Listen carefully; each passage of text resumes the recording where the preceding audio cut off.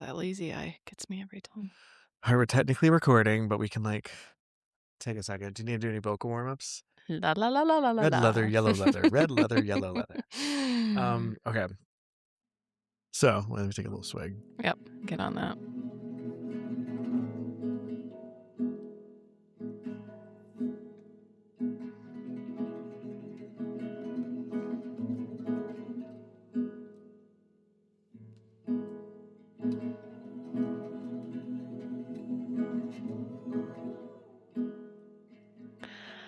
So the funny thing is I can't actually remember when we met.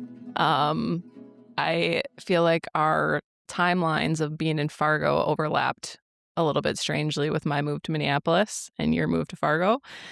So I think we met initially once before I moved away, but it was just brief meeting. Didn't really obviously know each other yet, but then we didn't become friends until I moved back to Fargo. And when did you move back?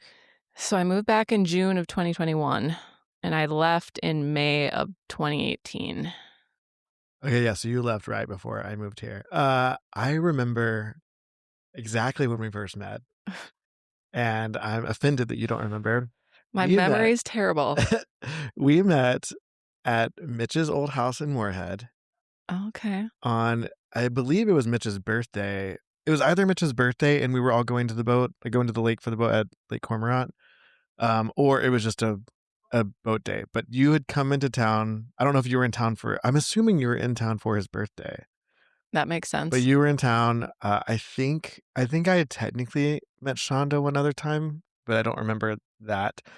But it was you, Shonda, and I don't remember who the other. There was I feel like another girl there, maybe. Um, Yep, I'm picturing that. and it Kayla maybe was that girl's name. maybe Kayla. Was she a B-dubs person? Yes. Okay, maybe that sounds right. Yep. And I think we did maybe we did breakfast at his house, or maybe did some snacky stuff at his house, and then we caravan. No, we didn't even caravan. We just went. I think that was the same. Was that the one where? Do you remember going to the lake and we lost the lid to the styrofoam cooler? No, I don't remember that. That might have been a different time with just Shonda. Yeah. But yeah, that was the day we met. Was at Mitch's house before we went to the lake. I think it actually might have been his birthday weekend because I feel like either that night when we came back from the lake or because I think maybe you were staying with them. Yeah, probably. And the next day, I think we went out downtown because I think we went to the Cowboy Jack's rooftop. Wow. Ambitious of Um, us. maybe we went to, I think we had drinks at Beer and Fish, maybe. Your memory is way better than mine. I think I'm vaguely recalling. I feel like you had to maybe leave the boat early that day because you had Norman to get back to or something. But then I don't know how we all would have gone together out to, because we were by DL. Yeah. So I feel like, and maybe we're mixing up days too, because there were a few boat days when they would take their boat out that way. But I feel Yeah, like, because there were definitely days when I remember meeting y'all at the dock yeah. Oh, by whatever that restaurant yep. was. Um, I don't know if I would have done that if I came to his house and then went, but Yeah, maybe that was different. But I do remember being on the boat with you a couple different times while I was coming back and forth for summer stuff. yeah. And then the next time I saw you, that was the first time I saw you. That had to have been birthday weekend because it was boat, and then we did, a little bit of downtown things. Because Yep. that's when I learned your last name the first time, and I thought it would be a good name for a gay bar, Longneckers. And then the next time I saw you wasn't until Jake's birthday, which would have been the following February. So Mm, summertime, and then 6 or 7 months later, see you at Jake's birthday at the bar, mm-hmm. and, See, that's my first real recollection. And maybe that's just my own weirdness of the first time I meet somebody, it's like, well, am I ever going to see this person again? But yeah. then the second time it stuck, because I don't know if I was in the process of deciding that I was going to move back at that point, or maybe it was just a longer night that we had together, or maybe the events of that night. I don't know. It could have been either I know, one. yeah, you definitely still didn't live here then because I think you were staying at Mitch and Yep. Jake's, and that was a roller coaster of a night. Yes. Yes. Sorry that I touched your butt, apparently. Supposedly. Yes. Yeah. Was that the same night that I don't know if that was that the same night that I was I don't think so. Was I giving you a ride and we had to pull over because someone in the No. vehicle had to throw up? No, that was a different night. I feel like that was further into our friendship. And that was That when we was lived summer. here. Yeah, that's when my friends Dana and Wyatt from the cities That's came. right. Yeah. And we went downtown and did like, I don't know if it was a street fair or but we like spent the day downtown. And That then might have been Street Fair, yeah. yeah. And then we ended up at Bar Down. Yes. Thanks, Street Fair. Did you go to the Street Fair? Do you go to the Street Fair every year? No, not every year. I feel like the last time I went was probably a couple years ago, and it was so hot and just like gross, and it kind of like, not to the street fair's fault, but gave me a bad taste, and I haven't really been down there since. But like, we all know you're my downtown friend, so if I like, I'm not probably going to anything down there unless you're involved in it. But I feel like I've been down for like farmers market stuff, but not the actual street fair. And that's just because summer weekends too are just chaotic. I feel like we had like a year or two in a row where it was like, oh, a thing, the street fair. Yeah. And Dana and Wyatt would come to town, Mm-hmm. but then they had to have a baby. Yeah, haven't seen them in a while. Yeah, and I think I've been out of town for the street fair the past couple of years. I feel like. Well, and I think this specific summer, because my relationship, I was gone basically every single weekend. So I know I didn't go Yeah. this year, but I know between that and Mitch and Jake going to a further away lake, I feel like I miss out on like lake life now yeah, because those first couple of years it was so easy because Cormorant's just like what 40 minutes away. yeah, it was a lot easier to do a day trip. Yeah, Alexandria is a little further. Mm. I do miss going on the boat though. That was always fun. Except that you're scared of the lake. I'm a little scared. I like the idea of. I don't mind being on the boat. I guess. Yeah, the water itself. No, thank you. I don't want to get a parasite on my penis. Okay, I thought it was the big fish. I also didn't expect to say penis so soon into the podcast. I just told someone the story of us tubing behind the boat and you screaming your head off. And it started because we were looking at pictures of like these giant fish people have been catching back near my hometown. And I was like, yeah, Scotty does not do well in lake water. Sure, I mean, those lakes are so deep. You have no idea what's down there, really. We all think that it's just like cat. You don't know if there's like a giant shark down there. I guess we do know there's not a shark down there, but I mean, okay, but you've got enough friends now that grew up in Minnesota, North Dakota, that how many people have you heard of that were like attacked by anything in a lake? everyone I know has talked about like, oh yeah, there was like a leech on my leg one time. I don't want a leech on my leg. Okay.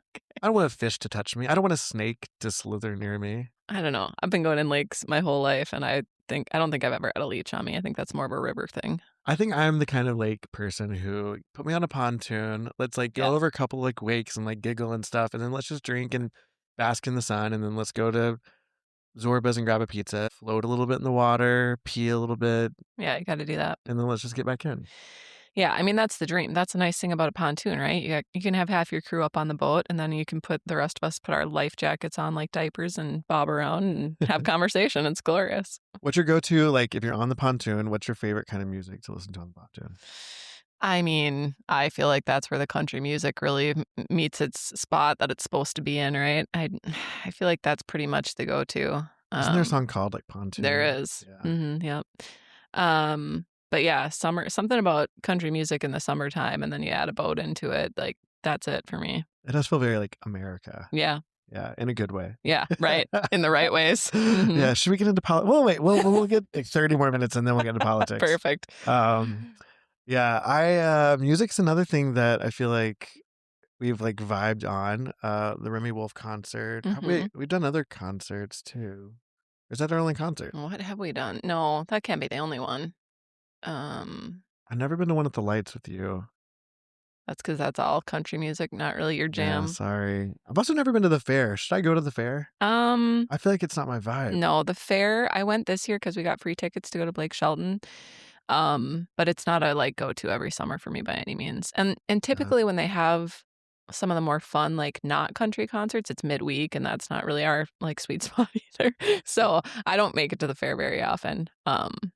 But I'm trying to think. There have to be other concerts that we've gone to together over the course of this friendship. I know. I feel like I vividly remember standing with you in places. Oh, we went to Shania Twain together. Oh yeah, let's go, girls. That was fantastic. Yeah, me and the ladies. Yes, that you was and the ladies. So fun. Oh, your mom is such a fun concert person. Oh, yep. I think your mom's just fun in general, but specifically that was a really fun time at the concert. Yeah, she loves a night out with her ladies and her Scotty. Yeah, it was super, super fun. We should plan another one at the Fargo Dome, where I don't think that's a really good concert venue. No, and they're not getting in any concerts anymore, I feel like, Yeah, ever. do you think that's because like, why does Grand Forks get all the big is it just a better venue? I don't know if it's the venue or someone said that the person who's, like, recruiting people there is just, like, really, really going hard at it and probably trying to build it up a little bit more than Fargo, because to be in Fargo's shadow for probably a long time, they wanna branch out, and now it seems like they're getting all the big names, so Mm. What is your when you came to Fargo for college, well, like, Moorhead for yes. college, but Mhm. is that did you come to Fargo before then? Like, what was your exposure to Fargo? Like, how did you end up here? And why is Um, this home for you now? yeah. I didn't really have any Fargo ties, like, it was close enough to where I grew up that, we'd potentially come up here for different things, but, I think if I'm being truly honest with myself, like, I probably followed my best friend because this is where she wanted to come up and go to college, but I fell in love with Concordia's campus and all of that when I first came up here Oh my god, too. I always forget that you're a copper. I am. It's because I don't wear the ring. It's Throwing you true, off. yeah. Yeah, so it just felt, like, small enough, like, coming from a decently small town that, like, I mean, I'm sure I would have done fine at NDSU or something, but they felt too big. But yeah, and then I got my job right out of college, so I stayed, and then, like, that short stint that I did down in the cities for 3 years is really the only other time I've, not lived here, so however many years that is. I've lived in Fargo Moorhead longer than I've lived anywhere else, Oh. so What do you think keeps you here? I mean, I think it's big enough to have what you need, but it's not too big. Like those years down in Minneapolis were fine, except for COVID. It was not ideal timing when I lived down there. But the traffic, it taking at least a half hour to get pretty much anywhere you wanted to go. Like I love the smaller feel, but not small town. And I think it's just a good mixture of that. And it's close enough to home to make a quick trip. And the people obviously are great. Like I've met a lot of people up here and some friends stuck around, some friends left, but it feels like a good home base for people, I guess. Yeah, it does kinda feel like it's easy. I feel like you have to put in the effort here, but it's pretty easy to find your, like, core Mhm. people, Yeah. and it's kind of easy to, in a way, kind of orbit each other that way, Mhm. just because everything's so close and Right. Yeah, and a lot of my good friends through my job that was also up here. So like that circle expanded to friends from high school, to friends at this job, to new friends, so it's just like a good mixture. I also feel like there's something about Fargo that you don't have to plan like weeks in advance to like meet up for happy hour with people. And when I lived down in the cities, it was just, I don't know if it was like the different type of people or like it just felt like you had to do so much more planning to like get people together to do stuff. And I don't know, it was like sometimes after work, you just want to be like, hey, let's go meet for a beer in 15 minutes. And like that felt easier to do here for some reason. But but it's gotta be some just geographic, like, yeah, distance-wise, like, it's really easy on a Saturday morning to be like, "Oh, like, do I wanna grab lunch today? Let me see who else can be ready in 30 minutes, and we right. can be in the same spot in Yep. 30 minutes," you know? Yeah. How often do you go to the cities? I haven't been down there in a while. My Yeah. my corporate office is still down there, so like I'll make that trip occasionally. But I feel like it's gone down to like once or twice a year, which is really kind of a bummer. But I think I'm actually going to go next week, so I'll We try should to get find, the like, trip a vamped up. we should find another concert to go to or Well, something. you haven't been to a Twins game It's true. or a Vikings game. Or a Vikings game. Like we got to get you down there for something like that. The only thing sports-wise I've done down there is the soccer Oh, that's game. right. I guess that's it, actually, and then I've been to the it's not US Bank Stadium. Hmm. Is it US Oh, Yep, I've been that for for Taylor. oh my god, that's the other concert I went to. We went to the biggest concert of all time, and we didn't even remember. The greatest concert of our life together, and It's we both insane. blanked it. Yeah. But I'm surprised we both remember it. Hey, I tried to keep an even keel because actually I didn't want to drink because I didn't want to have to go to the bathroom at all during the show, which I didn't. I think you maybe did once. I went during, what's funny is I went during All Too Well Oh, yeah. because it was so much easier to go to the bathroom as a guy. True. And that song is so long that I went to the bathroom, got another beer, came back, and she was still maybe 4 minutes from the end. Yeah, you really timed that right. But I think my favorite memory of you from that Taylor concert is trying to make those friendship bracelets.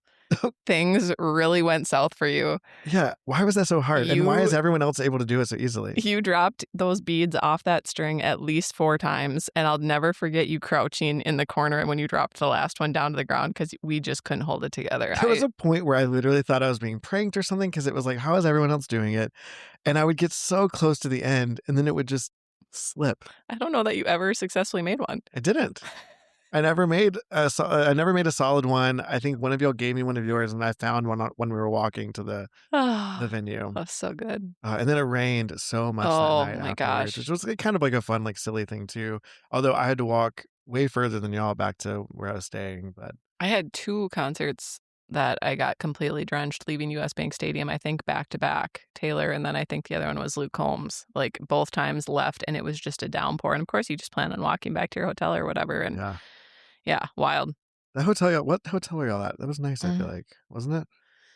It was a nice hotel, but our room was like very small and didn't really like have any windows. And so it felt very like suffocating. And of course we just put all, 4 of us in there or whatever. And it very much just served its purpose as a place to be nearby for the night. I don't know that I would probably stay there again. Yeah. Now that you say that, I feel like the lobby of that hotel was so spectacular. It felt like, Hmm. but then the room felt very like just an Embassy Suites or something. Just Yeah. very basic. Well, and I'm a sucker for like windows and natural light. I guess there was Yeah. obviously a window like back by the bedroom, but I slept out in like the main like gathering area or whatever, and there were no windows, and they didn't even really have any artwork on the like. I felt like it was must have been newer at the time, maybe or something. It felt very corporate. Yeah.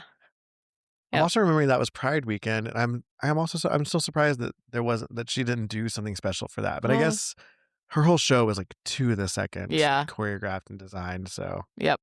I'm also bummed that Bon Iver didn't show up. Everyone thought he would be the guest, That but would have been great. that would have been great. Hmm. We should go to a Bon Iver show sometime and just cry. Yeah, that sounds fun. That's my favorite kind of activity. You like to cry at your concert? I do love feeling moved by things. Yeah, I think maybe he's a good artist for like just hanging out at home and crying by yourself. Well, I went to that one concert that was him, Maggie Rogers, Noah Khan, and Love like Noah that was a Kahan. very like you're all there. Everyone's like, yeah, again, drinking. You're probably having an edible or two. You're outside, and I don't know. It's just Yeah. like kind of moving, fun music. Well, an outdoor concert will sucker me more than anything else. That's why I love the lights, even if it's surrounded by buildings. Like just being outside, something about a summer concert is magical. What's the best concert you've ever been to? Oh, it's got to be Taylor. I mean, Yeah. I don't know. Well, you've seen her multiple times too. Yeah.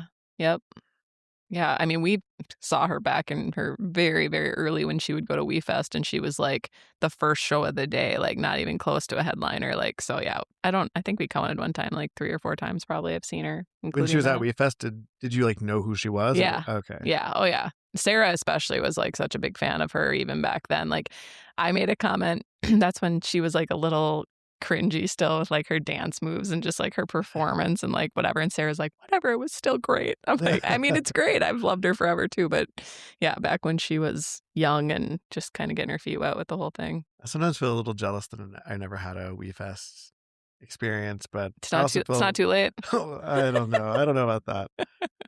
I mean, I feel like to have a full experience, you've got to like just lean into the camping of it all and everything. I don't want to do that. Well, if we went back at this age, we would be VIP. Like we'd have to have some sort of setup with water and AC and all the things. We can't hack that life anymore. I'm also just like bougie enough that I can't imagine there's not a hotel in Detroit Lakes that I would want to stay at. Yeah, I mean, some people are planners ahead enough to like have a place to stay, like a cabin or whatever, but we've never quite pulled it together in time to do anything like that. So Ugh. it was definitely, I mean, we hid from a tornado in a tent one year. I mean, there's always a bad storm. Mitch and I had that rain cover rip off the top of our tent, and we just woke up like soaking wet in the morning. I mean, like the camping part was definitely adventure. I feel like I feel like you have several like concert adventure stories. Like didn't you do something to your toe at Bruno Mars Oh, or something? well, I sprained my ankle at WeFest going through the tunnel one year with Mitch, and he was so drunk he barely noticed that I like went down to the ground right next to him, and some strangers helped me up. Little gentleman. Yeah, I don't remember hurting myself at Bruno Mars, although that was a great concert. I was very accident prone. Maybe I've grown out of that, maybe I haven't. So anything's possible, but typically if I'm injured, it's a rolled ankle. Mhm. Fun. Yeah. How's your ankles today? They're all right. It's been a while. I can't remember. Now I think they've gotten flexible enough that when I roll them, they heal really quick. Like, I don't know if that's better or worse, but Huh.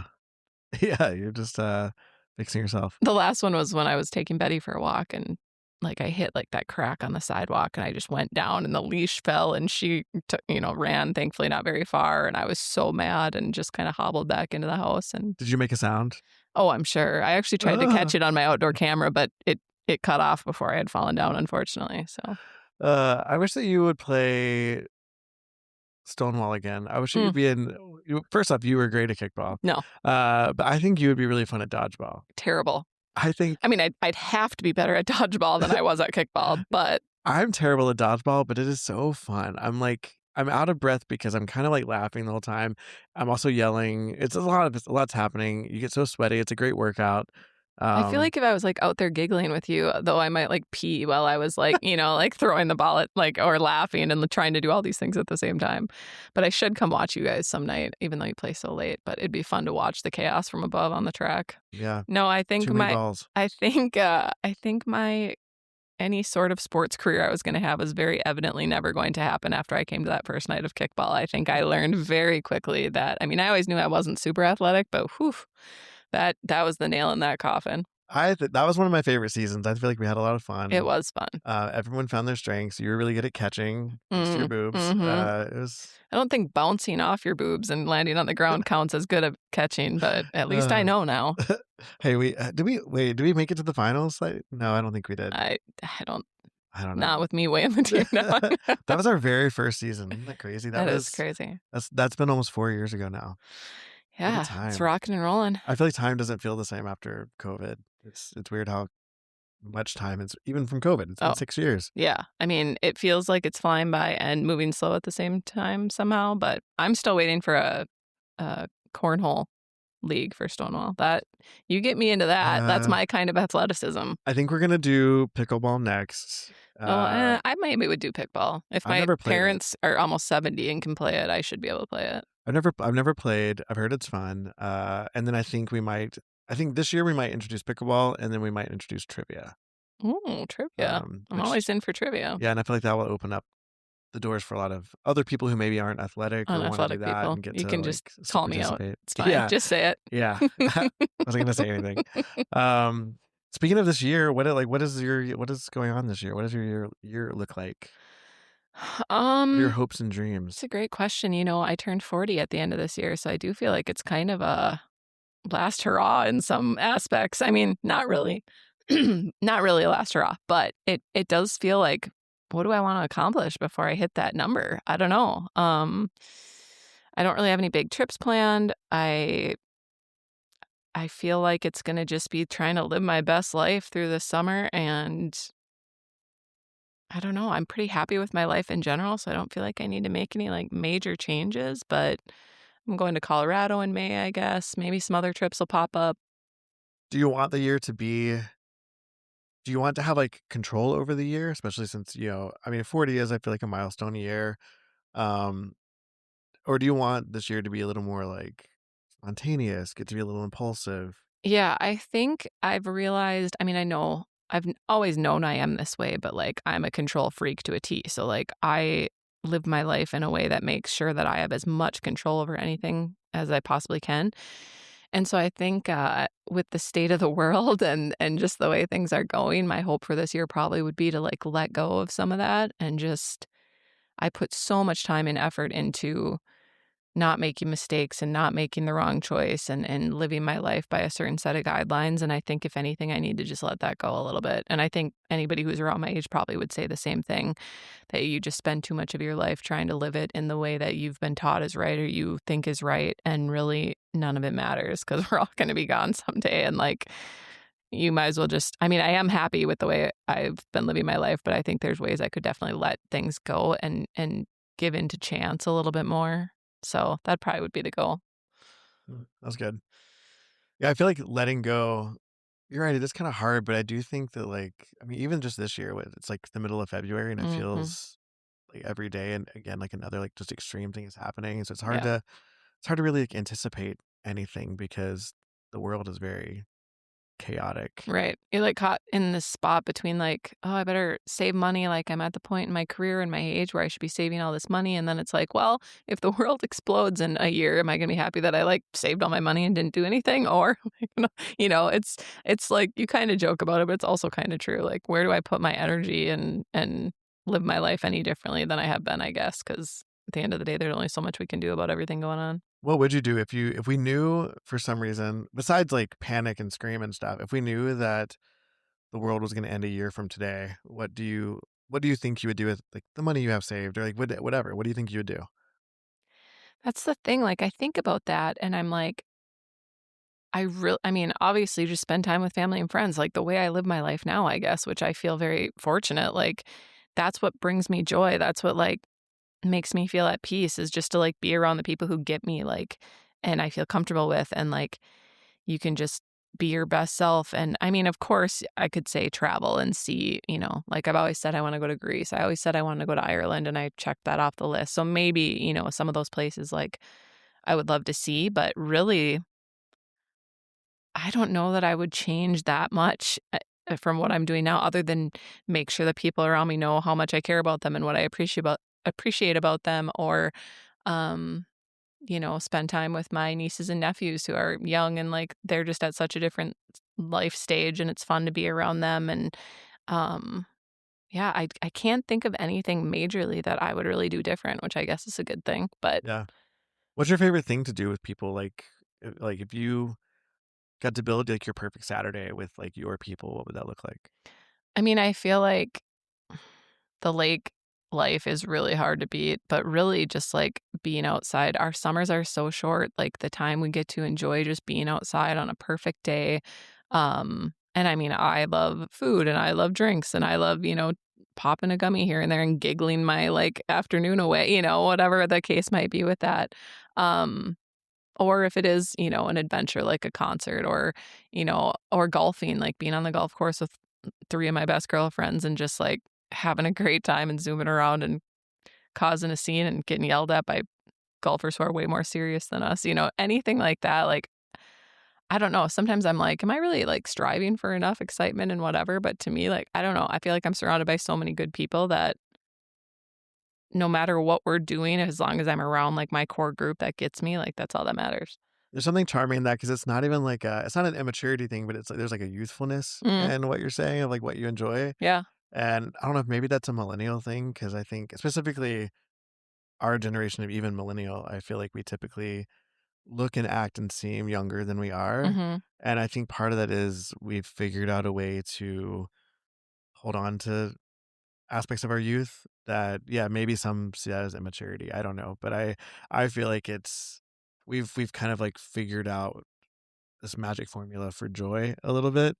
And then we're always kind of like chasing that, Yeah. and sometimes maybe it gets out of hand. Sometimes maybe it's like not responsible, or maybe, in hindsight, we could be like, oh, we probably could have saved a little bit more money or something. But I would rather be goofing off on a golf cart than Yeah. just, I don't know, being boring. I don't know. Yeah. Well, and I think the big difference there is like I think every single person in our position who don't have kids, aren't married, whatever, I think would be the exact same way as us. I think the main reason people grow up and decide they need to start doing all those things is because they've had children and they feel like they come into this new part of their life where they need to be like, more responsible or not that we're not, but you know what I mean. Um, and so I think it's very typical to not realize that you're aging because inside you're going to feel the same way no matter what. Like we're all still going to feel like we're 20 years old because just because our bodies are getting older and maybe we're more mature in some aspects, like at our core we're still like the same people. And I think that's been the crazy thing about getting to now the age that like my aunts were like, whatever, and they were always like, oh, you just wait till you're this age. And like when you're young you never think you're going to get there, but now we're caught in this space between like, okay, I do see where I'm going. Like that seems feasible that I'm going to be 60 at some point. Like that's actually going to happen, or I still feel like I can go out and hang out with my 22-year-old nephew and feel like I'm young and like can have a good time with him and whatever. So it's this, I feel like 40 is like a real limbo between like life stages and you can kind of mold yourself into either one. Yeah, 20 years from now, you'll be like, wow, I'm going to be 60 at the end of this year. Yeah. It's Ooh, crazy. yeah, it's wild. It's crazy. It's really wild. We're old. I know. I know. What do you think when you think of, like, things like youthfulness and, like, okay, things that you want to, like, hold on to the older you're getting, what are, like, some, like, tangible things that you hope you never, like, get tired of? Is it, like, the things like being able to go out to a bar till, like, midnight and have a good time? Is it Hmm. I mean, I think when I think about the joy that comes along with all of that, there's definitely a shift between like, no, I don't have any interest actually in staying out until midnight. And if that happens, it means I'm probably having a lot of fun. But my real goal would be like start with some afternoon drinks and then like be home by 7 p.m. and like in bed by 8 like that.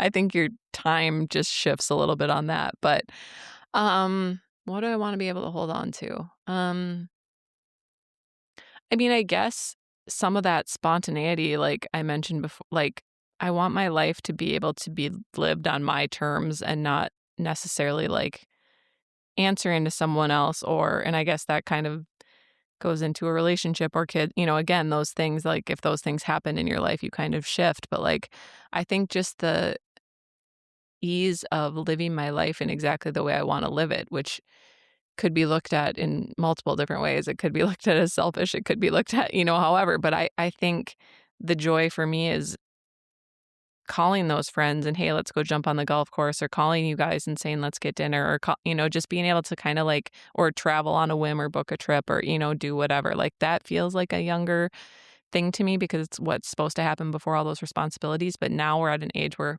hopefully you have the money to do it too and kind of back it up. So it's kind of remembering to not give in to aging in a certain way. Um, and then I think like everybody, like once you actually reach this age and your body is as much as we want to think we're young, like you don't bounce back from like injuries or like, going to the gym and being super sore. Like I think I need to put more focus on keeping my body the way my mind feels inside so that I can do the things I want to do and not feel like, you watch your parents getting older and it's like, my mom needs a knee surgery and all these things. And she's not as like able to get around as much as she once was. Like, I want to be doing the things that are going to help my body last as long as it can in that capacity, I guess. maybe that's, like, where the maturity part of it comes in, of being like, I want to spontaneously go on a trip on, like, a weekend away, or, like, I yeah, I wanna go to Greece, and for a lot of people, that's takes a couple years to Hmm. save up the money and figure that out, but maybe we're in a position where we can make that happen sooner. Right. But maybe the maturity part of that is the immaturity part of that would be to just do it without any regard for, like, making sure you're set up okay, and then the Yeah. maturity part of that is, like, I have set myself up to be able to, Yeah. recognize when I can say yes and when I should say no, and Yeah. I think that's something even as old as I am, I'm still trying to figure out sometimes I it's easier for me to quickly say yes to something than saying no, and, I'm always trying to get better at that. I think there's some room to give yourself or ourselves some grace though too. Like part of that responsibility is like working ourselves up in a career that we're getting paid more than we hopefully ever have before, too. Like advocating for yourself to ask more in salary conversations and like do some of that. Like even if you want to say yes to something on a whim, you're not going to put yourself in a position to like be in a hole that you're not going to climb out of either. Like you're going to find a way to make it work. You feel like you've got consistency with some of those parts, or you do have like a fallback or some in some capacity. So I think the responsibility part, like obviously, I don't know. I've been at my company like a million years, but I think like there's some leeway there of like they're not going to just randomly fire me for poor performance. There's just some security. Anything, of course, can happen. But um, I try to think of it that way too, because even though all of us feel broke all the time, I imagine um, there's some joy in working your way up and feeling like you're more of an adult than you were, 10 years ago. I think it's true about, like, authentic relationships too, because I think sometimes depending on who is influencing in your life, that also makes it harder Hmm. to say yes or no, because you're trying to keep up, or you're Yeah. trying to figure out a way to keep that person, like, in your orbit and everything, and then when you have the right kind of mix of friends or romantic relationships or any of those things, that they feel supportive of wherever you need to Hmm. be. You won't necessarily feel left out for saying no about something because Yeah. it's understood and it's easy and it's okay to say no. Yeah. Um, Yeah, that's a good point. Like a group.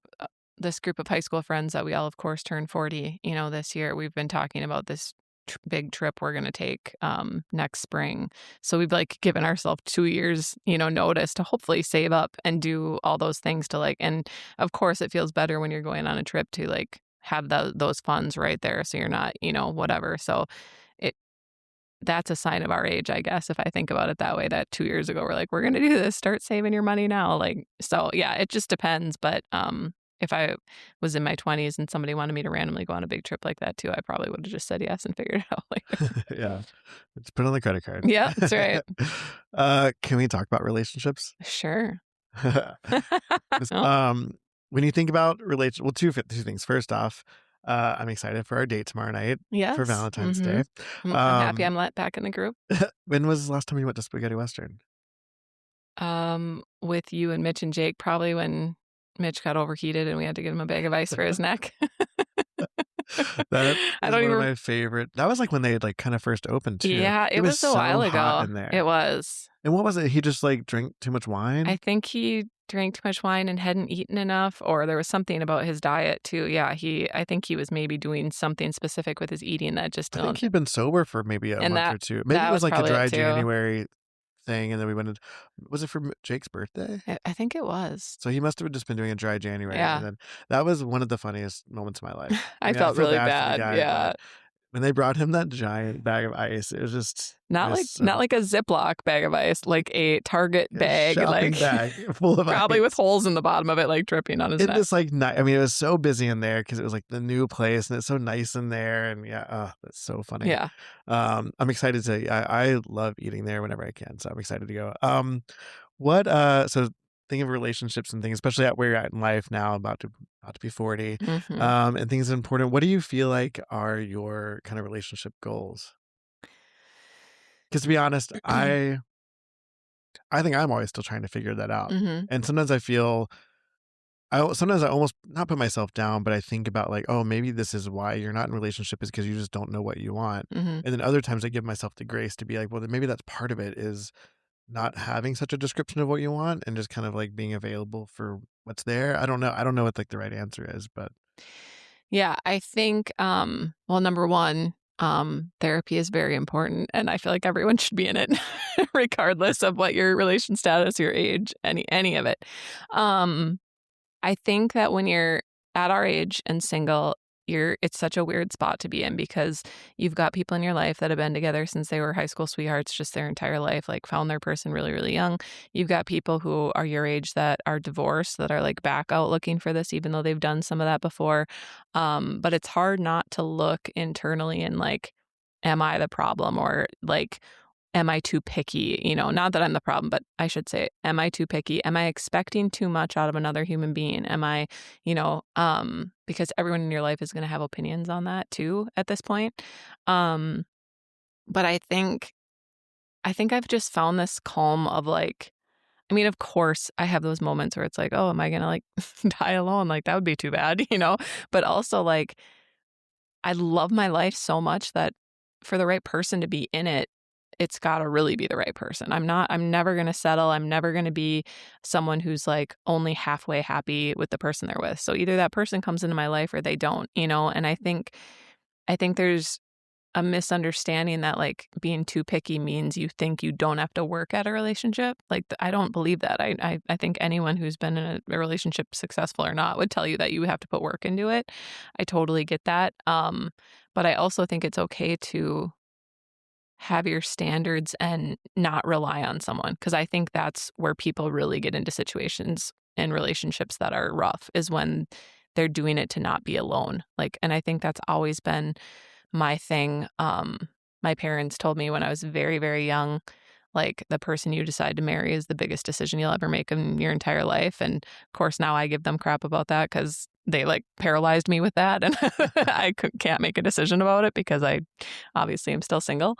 But I think, I don't know, it wavers between feeling very content with what I've decided or kind of how I've decided to make that relationship choice, and that fear that, what happens when you're older and what happens, when your friends are doing their things with their grandkids or like, whatever. Of course, there's a fear like I want to be with my person, but I And I just have to have hope that it's going to like come together at some point. I guess I haven't lost that, which is positive. How soon on like a first date? So you're on a first date with someone. How soon into the date do you feel like you know that you want to like have a second date with them? Mm, it's been a long time since I've had a first date. I got to think about that. Um, I mean, I think you know pretty quick if it's someone you can like stand to be around again. Like I think if they're rude to a server, or if they're, like there's just those red flags, right? Where you're like, or if the conversation dies really, really quick and you're like, okay, this isn't going to work. But I think I'm usually pretty positive about it. And as long as like none of those major red flags are there, I think I'm always willing to give it another shot at least. But I think when I was in the dating world, it was like a 3 date and then it would fall off. Like if it wasn't meant to be, it would just not like kind of like a mutual ghosting at that point because neither people were feeling it.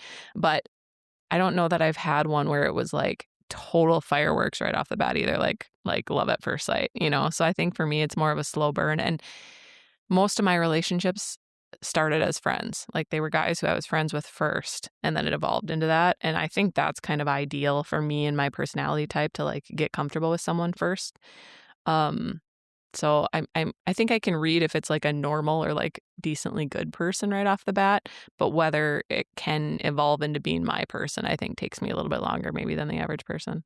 When you like show up on a date, are you like in your head about how you're presenting yourself, or are you there kind of like judging them the whole time, or is it a balance of the two? I unfortunately by default am a judger. I was raised in it. It's just instilled in me as much as I try to fight it. I think when I was younger and I was dating, it was very much more self-aware of like, oh, what am I gonna wear? What's my hair gonna look like? What should I eat? Like, stuff like that. But once I got, in my 30s and I was like, let's just take the pressure off this. We're two people meeting and having a meal, and if he sucks, he sucks, and I don't have to see him again. But I've always been very confident in myself. So I never put a ton of pressure on myself. It was more like the social awkwardness of it. Like I didn't want to be caught in a position to make us both feel awkward or that we need to get out of there like ASAP, which I've only had one really, really bad blind date. Don't ever go like agree to watch a Vikings game at a bar with someone because you're locked in for the game. I should have left at halftime. Didn't. It was absolutely terrible. But I think I'm more afraid of the social anxiety or that piece of it really than worried about myself, or I guess the other person plays into that, but more than worried about myself. I think this all checks out because I think one of the things I really like about you, I know we all have our own insecurities, and I know that we all get caught up in overthinking, especially about ourselves, especially when we're having those like nights alone and those kinds Hmm. of things. But I feel like you as a person are very sure of yourself, which is probably why you're able to switch into that part of yourself when you're meeting someone for the first time. And I feel like you're a pretty engaging person to meet. Like anytime I introduce you to another friend or I see you in that kind of a setting, I think you're really good at understanding why you're there. Uh, you're good at having conversation, those kinds of things. So, Well, thank you. you're welcome. So with that, I think what about yourself what do you love about yourself? What do you think, not like what are your strengths and everything, but like Hmm. what is it about yourself that you think you really appreciate? Um, I know we've talked about this before, but I've been thinking about it a lot, especially with like, I know we keep coming back to it, but like the climate of our world right now and whatever. But you and I specifically had a conversation one time about um, how sometimes it can feel like my personality is wishy washy because I can sit and listen to someone that I care about, kind of speak their part on a certain issue. And I can be like, oh, yeah, I totally understand where you're coming from with that. And then I can sit and with someone with the exact polar opposite view of the person I just spoke with and say, I can completely see where you're coming from with that. And I think one of the things that I've grown to love about myself, like I grew up very small town, very like, sheltered to a certain extent, and I think I grew up thinking things were so black and white and like right was right, wrong was wrong. I think I've evolved so much through meeting people like you and meeting just not that I went to some big city area or whatever. Fargo and Minneapolis has been the extent of where I've lived. But I think I've found a way to realize how much other people are shaped by their life experiences and to find a way to like appreciate and empathize with that. And find like the compassion to understand like every single one of us are the way we are because of what we were born into, basically. And I think people tend to skim over that and think that if people aren't doing things the way they would do them, that those things are wrong. And I have wonderful, wonderful parents, but it definitely comes from what you get raised hearing and what you know, just kind of see and how you see older people in your life treat other people. So that's probably my favorite thing right now is finding a way to, instead of just immediately getting upset, like, oh, that person said that and that was really rude, or I don't like being around this person because they handle certain situations in this way. I've really tried to work on like seeing why they might be that way, and I've had family members go through some pretty traumatic stuff. And then, later it's like, well, why would they do that? Or why would they say that? Well, it's because, everyone has their defense mechanisms. Everyone has their way of coping. Everyone is just doing their best. And I think as simple as that sounds, like it's really hard not to get wrapped up in your own mind and think it's about you, or think when really everyone is just getting by with what they know and what they're comfortable with. And even if someone's rude in a social setting, I try to like give them the benefit of the doubt of social anxiety, because I know I've done it. I know I've been in a room with people and they've been like, oh, that was really rude. She didn't wave, or she didn't, whatever, where really I'm like, I didn't know how to say hi to 10 people in the room at the same time. So I just shut down and like went into my corner. Like you have to give people a little bit of grace. And I hope I continue to like do that regardless of the situation or who I'm meeting for the first time or whatever the case might be. I'll try to remember that next time someone says, "Man, that Rachel's a real bitch." Yeah. Could you have my She's back just on having that? some social anxiety. No, I think the empathy thing is important, and I think maybe that's why even more lately with like what's going on in the world and the way I feel like you have chosen to be vocal in your way on social media and things. I think the connector there is it's all coming from, it's not, you're not trying to be polarizing. You're not trying to push a certain worldview. I feel like everything you post is about coming from your own place of empathy or Mm-hmm. trying to like wake other people up to just think Mm-hmm. empathetically, 100%. have some compassion, Mm-hmm. think about what you would do in that scenario, or think about these are just these are our neighbors, like those Mm-hmm. kinds of things. Like I feel like that's, you have a very like clear through line in the way you think, Mm-hmm. which I think makes your message stronger, because I think a lot of people, it's very easy, whatever side you're on in any argument, to just cling to that side Yep. regardless, and feel very strong in that and be very loud. And I think you're very purposeful when you decide to speak or share something, and it all comes from that place. And I know that's also where you get a lot of frustration, especially with like family or close friends who maybe aren't seeing it the way you're seeing it. I know that's where that starts coming in, because you you don't want to be someone who has to like, I don't know that you would ever like cut someone off for the way Mm-hmm. they think, but you don't even want to be put in that position to have to think about that. But you also we all want to think about the people that we love also being empathetic and being Right. compassionate. And that's kind of, I almost feel like that sometimes is what makes things like that heartbreaking, is Yeah. because it's sad and it hurts when you think about the people you love not loving other people, Yeah. Yeah. I mean, it's impossible not to think about these things with everything going on. And I think my biggest thing through all of it has been, when I'm sitting down with someone, whether it's family or friends, and those type of topics come up, people will be like, "Oh, we just can't talk about it. We just can't talk about it then because we're on different sides of the issue." I don't want it to be like that. Like, if you've loved and respected me for 5, 10 years, my entire life, I'd hope we can sit down and state our points of view and still come out of it respecting each other. Because if nothing else, you still know who I am at my core. So let's have a conversation. I just don't like the shutdown, because that's only going to make things more divisive in the end. And if you can't be around the people who you've loved your whole life, I, I mean, it's a hard spot right now, because I definitely have people on both sides of everything happening. And to your point, you want to keep those relationships if you can, but if it does get to a point where really morally you can't see eye to eye, then you kind of have to make that choice too. And who would have thought that it would come to this point that it's at right now. It's just kind of crazy. And there's, like, a little part of me that also feels just kinda like, "Why are we still at this point?" Or, "How do we get here again?" It just feels Hmm. like our lives in general, like, because of the age we are and just the way the world has been since we were kids, I just feel like it's just I can't believe that we're still able to, like, wake up every day and find joy sometimes. True. And then it's just I don't know, when we go through these seasons, it's just I feel very privileged to have the life I have and to be in the little bubble that I'm in.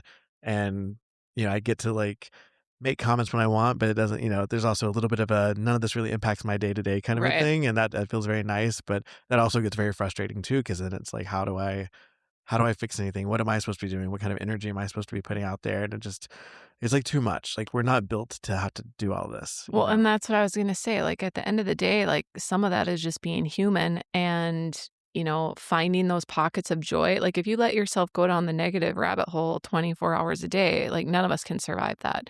So even if it feels like terrible things are happening, should I be finding joy in this little bubble with my friends in this moment? Like you have to. Like it's our brain's way of protecting ourselves, I think, to not go super negative all the time. And maybe, I mean, I try to find the silver lining of all this stuff too, right? Like maybe when you're living in times like these, it makes it easier to see those joys. And it makes it, even just this weekend, I was out with friends and at my brother's house and just having like the best time. And I found myself, which I should do this more, but in the middle of that moment, I like literally just stopped and looked around and was like, this is one of those nights that we're going to like remember as being just the best time and with the best people. And like, I hope that that can be a positive that comes out of this, like really living in those moments. Cause I think sometimes my whole life goes by and it's like, what did I do and where did I find joy in the past year? And that's why, as silly as it is, take a picture every day or a video or try to remember something positive about each day. I just think that maybe that can be some joy that comes out of all the insaneness that's going on. when you said hope, it sounded very Minnesotan. Well, I don't want anyone to listen to this because my North Dakota, Minnesota accent, whatever it is going to be all over it. I'm sure. I'm sure Jake will have plenty of comments. Who in your family has the most Minnesota accent or North Dakota? I don't know because I can't hear it. I mean, It's fair. the funny thing is, I don't feel like it really got that bad until I came up to Fargo. And then all of a sudden, like, I was going places and people were commenting on it. Or when I worked at Concordia in the bookstore, there were some guys that came even just from like Nebraska and were like giving me a hard time for it. And I'm like, maybe it was just because everyone sounded the same way where I was. And then it wasn't until I moved somewhere where there were more people. But even like Jake's lived in Minnesota his whole life and he still says I am like terrible with it. So I don't really know where it got so bad. Yeah, it's crazy. I feel like Jake's accent is similar to my Atlanta like accent, like Mm, growing up in these places, but you don't really hear it because you're kind of in a melting pot a little bit. Because I don't mhm. really hear Jake's accent very often, but Mitch has an accent. You have an accent for Yeah. sure. I feel like I have developed an accent since I've lived here. Not only with my O's and stuff, I've noticed that over I already overpronounce consonants. I think that's more of a Southern thing, but I feel like even like saying Atlanta, I feel like I don't. That's not how I used to say it, but I'm like saying it different. I don't know. It's weird. Well, it's like getting off the call with someone from that has the Southern accent or whatever, and like being feeling like you like go into the twang of it at the end or whatever, like you by accident. So I imagine when you're living somewhere, like you mold it to a certain point for sure. But Yeah. I don't know. What like boat I know is bad. Like just a couple of those words that I know like will trigger people like that long. Oh, it'll yeah. There's something comforting about it though when I hear someone, especially now if with like work travel and stuff, when I hear someone with a Midwestern accent, there's a little bit of comfort with that Yeah. because it's like I don't know, like oh I get them, they get me, Yeah. that kind of a thing. I've been rewatching The Golden Girls too, and like there's just something so endearing about Betty White playing Rose on that show because it just like it does. It feels like it's home. Like it draws you back. Like that's my grandma. Or when they show videos of her old like farm place, it's like like very nostalgic. I've been watching Designing Women lately. I've never seen that show. I would say it's on par with Golden Girls. A very similar essence, I feel Yeah. like, and like it's feminism in a way that is still very I don't know. very easy to digest, and it's not meant to be political, Yeah. even though it is, I guess, I don't know. But, it's very comforting in Hmm. the similar sense, and, they all have these, like, adorable, like, Southern accents, and it's just and they all look very, like, 80s. It reminds me of the sweet women at, like, my church growing up and Right. stuff who, just gave the best hugs and Yeah. made the shittiest food, but you still ate it, like, Yeah. that kinda stuff. Yeah. The funny thing too about like, I don't know if designing women is like this, but like the Golden Girls, they're supposed to be like in their 50s, like maybe 60 in that show. But and it's kind of like watching home videos of your grandparents, right? Too, like kind of going back to the aging thing, but like they looked old our whole lives. And like we're living in a time now where people are like holding on to like whether you want to say Botox or skincare, like dyeing our hair, like, whatever. So I think we're also in this like naivety that like we're not going to get old because we don't look like that yet, even, or our parents don't even look like that. Like my mom and dad don't look like my grandpa and grandma looked when I Yeah. like envision them in my head. So it's just as a side note, you see some of those old shows and you're like, oh, that's what it was like back then. And it's so different now. Yeah, I would love to know what, like, your nieces and nephews I would love to know what they think, like, when they look at us, like, I know. if they think that we look old, like, is that what old people look like to them as Right. us? Because that you're right, it's kinda weird. I don't feel like we look like old people. I know. We And are. I know. And it's the other thing is like the terminology, right? Like we're getting made fun Yeah. of left and right for like not knowing the lingo or what, even saying lingo probably makes me really old. But, just whatever word is popular with them that week. Like if we don't know it, I'm like, oh, should I even say anything? Like I don't want to be that old person, but I am. So I I better was just about to embrace it. say, I don't care about it because it's all their, like, new, like, slang is so dumb, but that would be such an old person thing to Right. say, so I'm not gonna say it. I Right. think it's I cool. think it's great. Yeah, I think it's I think you've got Riz left and right, yeah, Scotty. thanks. 6, 7, I don't know. I don't know how to use that. I still don't know what it means, and at this point, I'm okay with not knowing what it means. I don't think anyone knows what it means if that's any consolation. Thinking of them, we'll end with this. Thinking of, the youth in your life, if you could leave, like, one, I don't know, like, piece of advice or, like, something just to kind of, like, inspire them as they age, like, what is something that you hope what's the legacy you hope to leave specifically to them? Oh boy. I mean, I don't want to, I know I talked through this a lot, but I truly do think like the empathy and compassion for other people and finding a way to be content and reach your goals and do the things that you want to do, but not like stepping on anybody else to need to do it or look down on anyone else who's not doing things the way you are, to really look at someone's past and maybe, I'm not saying there can never be someone that's a terrible person, but majority of the time people are shaped by what they were born into and what they were brought up in and who they had in their life that instilled beliefs in them.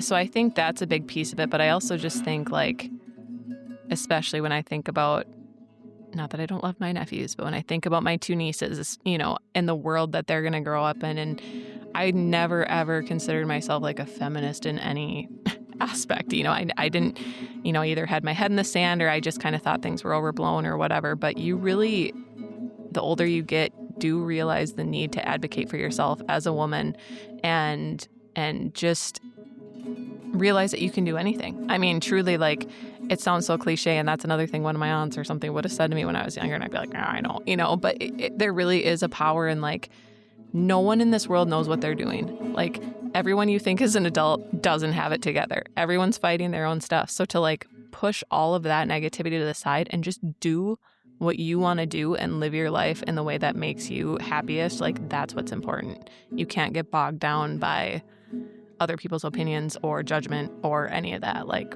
life is too short. You have to find your path that makes you happy, whatever it is. That's good. I like that. Thanks. Well, we're at time. I was going to ask you where you were on September 11th, but we don't have time for all that. Of course you were. Cool. Thank you. Yeah, thanks.